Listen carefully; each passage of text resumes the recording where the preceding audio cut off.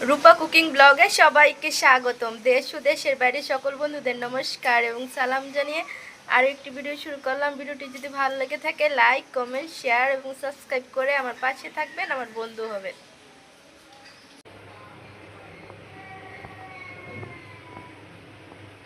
আজকে হচ্ছে বৃহস্পতিবার, নিরামিষ রান্না বাড়া সেটাই আপনাদের সাথে শেয়ার করব। প্রথমে রান্না করব আলু পটল দিয়ে সোয়াবিনের তরকারি। আলু পটল দিয়ে সোয়াবিনের তরকারিটি রান্না করার জন্য প্রথমে সোয়াবিনগুলোকে গরম পানি দিয়ে ভালোভাবে ধুয়ে নিব। এখানে গরম পানি বসিয়ে দিচ্ছি, এখন সোয়াবিনগুলোকে ভালোভাবে ধোবো।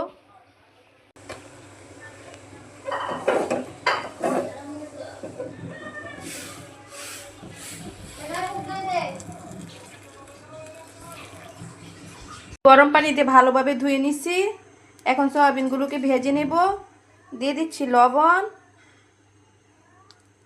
আর হলুদ গুঁড়া।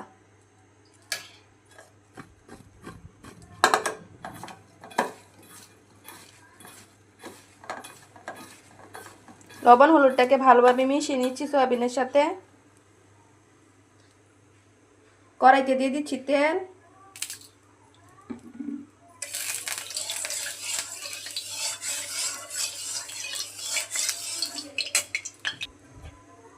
তেল গরম হয়ে গেছে, সয়াবিনগুলো দিয়ে দিচ্ছি।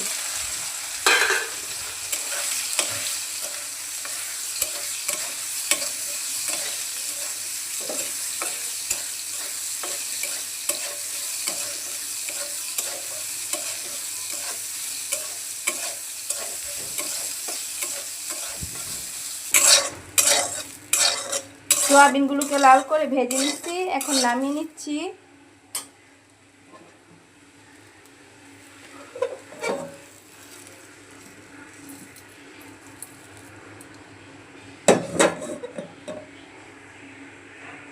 সোয়াবিনগুলো ভাজা হয়ে গেছে, এখন আলু আর পটলটাও ভেজে নেব। কড়াইতে তেল দিয়ে দিচ্ছি, এখন আলু পটলটা দিয়ে দেব।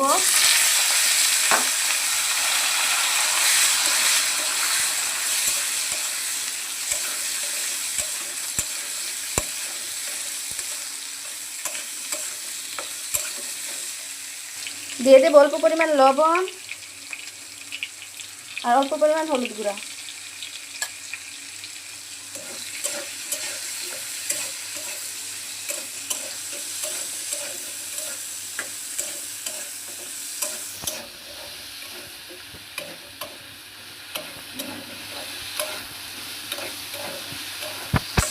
অল্প পরিমাণ পানি দিয়ে ঢেকে রেখে দেব আলু পটলটা হালকা সেদ্ধ হওয়ার জন্য। এখন ঢাকনা খুলে দেখবো আলু আর পটলটা সিদ্ধ হলো কিনা।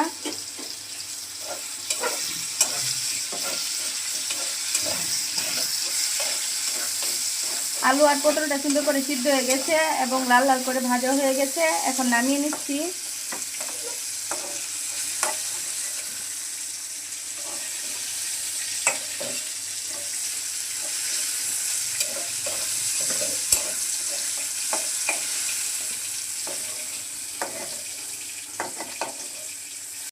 আলু পটল আর সোয়াবিনগুলো ভেজে নিচ্ছি, এখন তরকারিটা বসাবো। কড়াইতে দিয়ে দিচ্ছি তেল।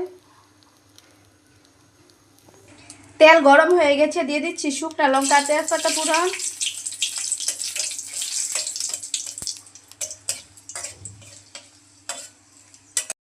জিরা ফোড়ন। ফোড়ন হয়ে গেছে, এখন দিয়ে দিচ্ছি হলুদ গুঁড়া। দিয়ে দেবো অল্প পরিমাণ পানি।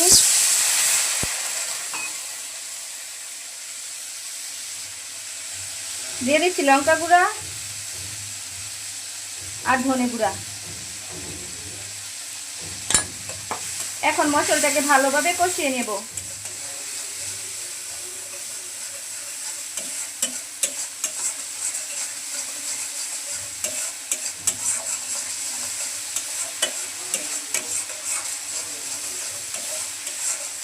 মশলা কষানো হয়ে গেছে, মশলা থেকে তেল ছেড়ে গেছে, এখন আলু আর পটলটা দিয়ে দিচ্ছি।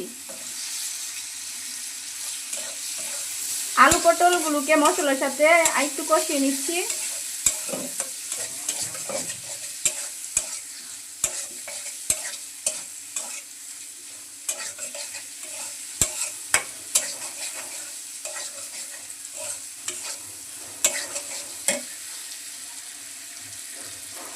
কষানো হয়ে গেছে, এখন দিয়ে দিচ্ছি পানি।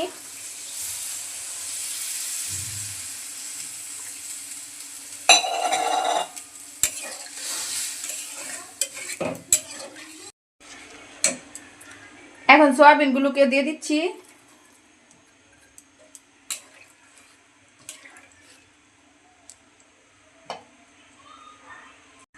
এখন ঝোলের মধ্যে দিয়ে দিচ্ছি পরিমাণ মতো লবণ।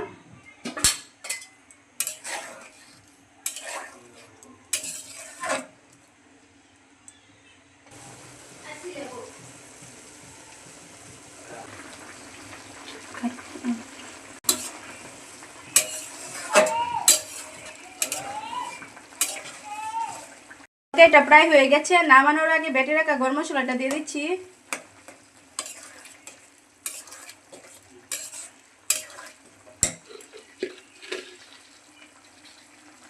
দিয়ে দিচ্ছি অল্প পরিমাণ চিনি স্বাদটা ভালো আসার জন্য।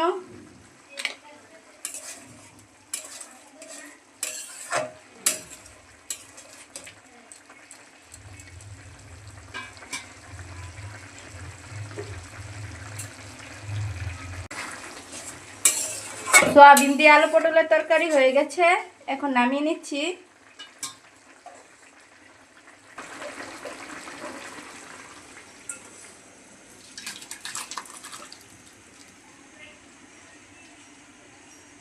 তরকারিটা হয়ে গেছে, এখন করলা ভাজিগুলো করে নিব।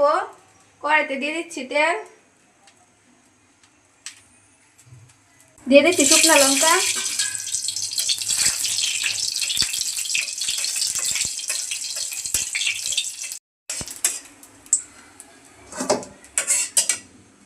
এখন করলাটা দিয়ে দিচ্ছি। করলার সাথে আমি একটা আলুও দিচ্ছি, আবার কাঁচা লঙ্কা এর সাথে কেটে নিচ্ছি।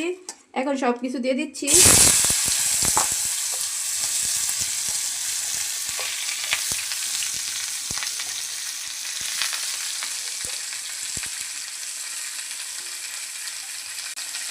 দিয়ে দিচ্ছি পরিমাণ মতো লবণ আর হলুদ গুঁড়া।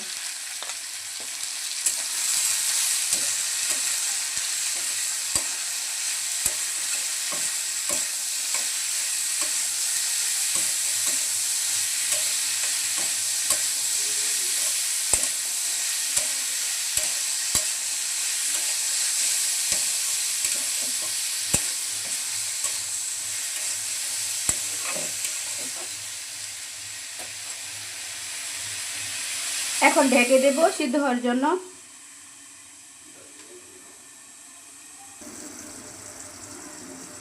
এখন ঢাকনা খুলে দেখবো ভাজিটা কতটুকু হলো।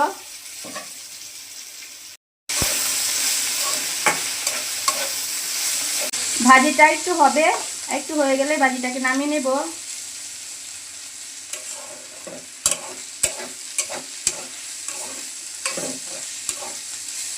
আলু করলা ভাজিটা হয়ে গেছে, এখন নামিয়ে নিচ্ছি।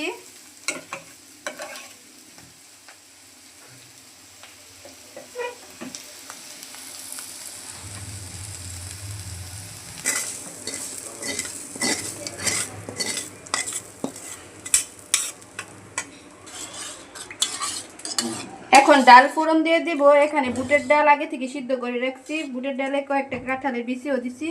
এখন ডালটা ফোড়ন দেব, দিয়ে দিচ্ছি তেল, দিয়ে দিচ্ছি শুকনো লঙ্কা, তেজপাতা, পাঁচফোড়ন,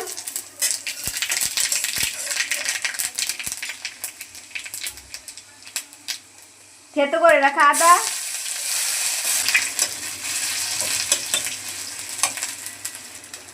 আগে থেকে লবণ হলুদ দিয়ে সিদ্ধ করে রাখা ডালটা দিয়ে দিচ্ছি।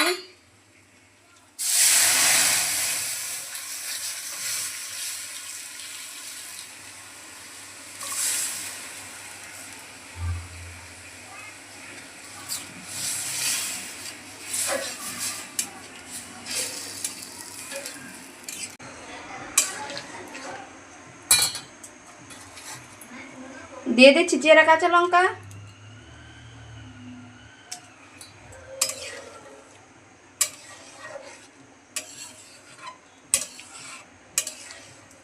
এখন ডালটা কিছুক্ষণ ফুটে গেলেই নামিয়ে নেব।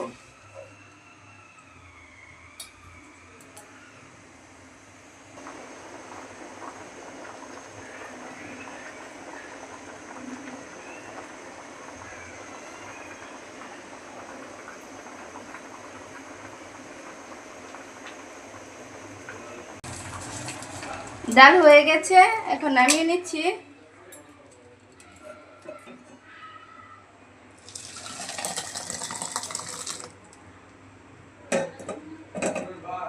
দেখলেনি তো বন্ধুরা, আজকে 3 পদে রান্না বাড়া করলাম। এখন আপনাদের দাদা আর আমার জন্য ভাত বেড়ে নিচ্ছি।